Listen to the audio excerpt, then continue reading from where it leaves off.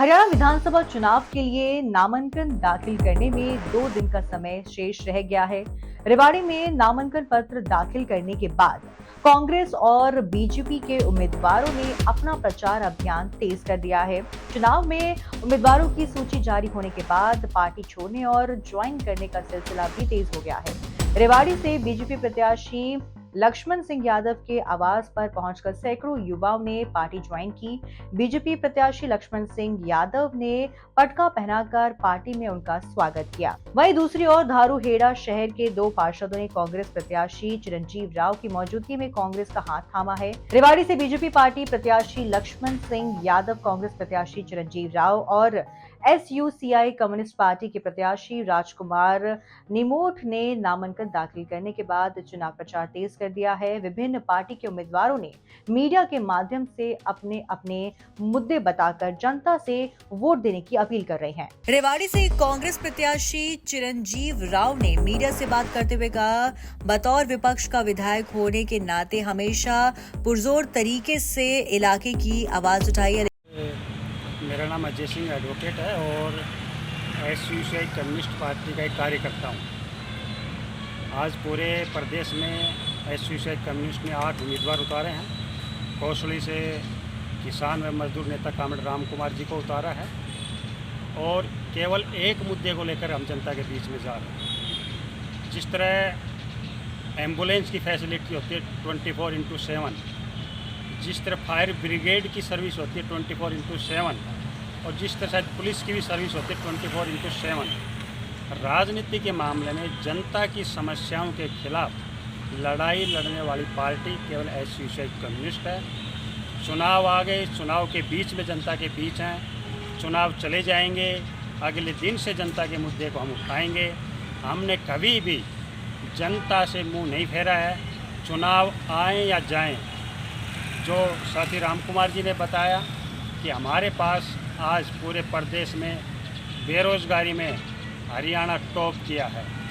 Agniveer scheme ला करके नौजवानों के सपने को सरकार ने चकनाचूर किया है।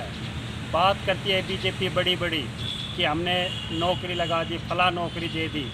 आप रिकॉर्ड उठा के देखिए कि जिस घर से, जिस गांव से जितने नौजवान फौज के अंदर भर्ती होते थे, वो तो ये जो ग्रुप सी, ग्रुप डी में जो भर्ती करवाई कुछ भी नहीं है।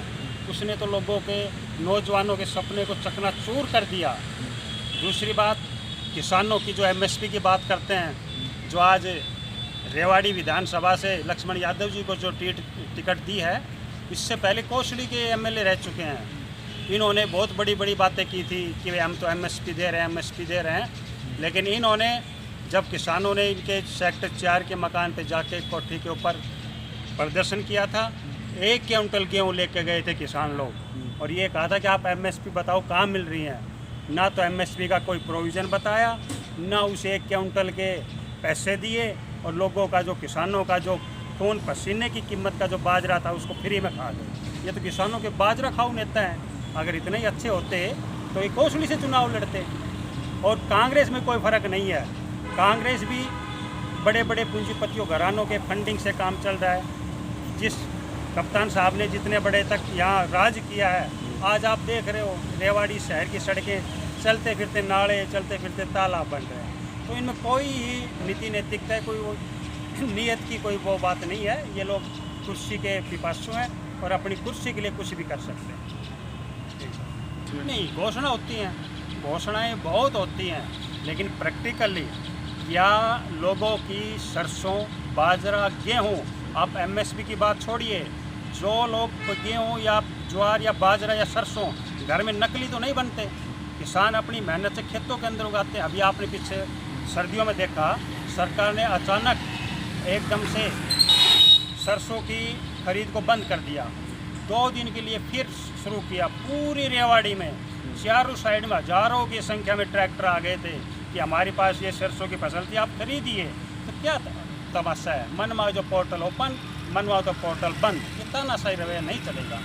कहने के लिए प्रचार में, प्रसार में, मीडिया तंत्र में ये घोषणा वो घोषणा, कुछ नहीं है। धरातल पे आम जनजीवन, फैमिली आईडी, प्रॉपर्टी आईडी, कभी आधार कार्ड, कभी केवाईसी, लोगों की लाइन ही नहीं टूट रही। पूरे दिन चक्कर काट काट के फिरते रहते हैं और कोई काम नहीं होता। अब की बार लोगों ने मन ठान लिया है, हरियाणा की जनता ने विशेषकर, कि ऐसी तानाशाही सरकार को हटाएंगे। और हम उम्मीद करते हैं कि जो हमारे बीच में किसान मजदूर नेता, तपे तपाई नेता हैं, जो किसान आंदोलन में, मजदूर आंदोलन बढ़ चढ़ कर भाग लेते रहे हैं, चुनाव आएंगे जाएंगे, ये लड़ाई लड़ रहे हैं। और मैं उम्मीद करता हूँ कि कामरेड राम कुमार जी को जनता अपना समर्थन वोट दे करके अपने पाड़े को मजबूत करे। देखिए, मैं धन्यवाद करना चाहूँगा रेवाड़ी के हमारे बुज़ुर्गों का, माताओं बहनों का, नौजवान साथियों का, जिन्होंने बहुत आशीर्वाद मुझे कल दिया। और आने वाले समय के अंदर हम लोगों की सेवा के लिए इसी तरह तत्पर रहेंगे, लोगों के लिए काम करेंगे, इलाके का विकास करेंगे।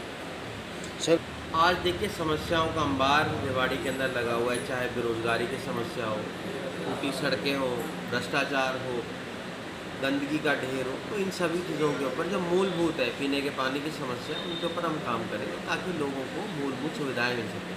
जो आज जनजीवन में समस्या है, महंगाई है, बेरोजगारी है, भ्रष्टाचार है, किसान और मजदूरों की जो समस्या है, उनको लेकर ना हम आवाज़ उठा रहे हैं, उठाते रहेंगे। हमारे मुख्य मुद्दे यही हैं।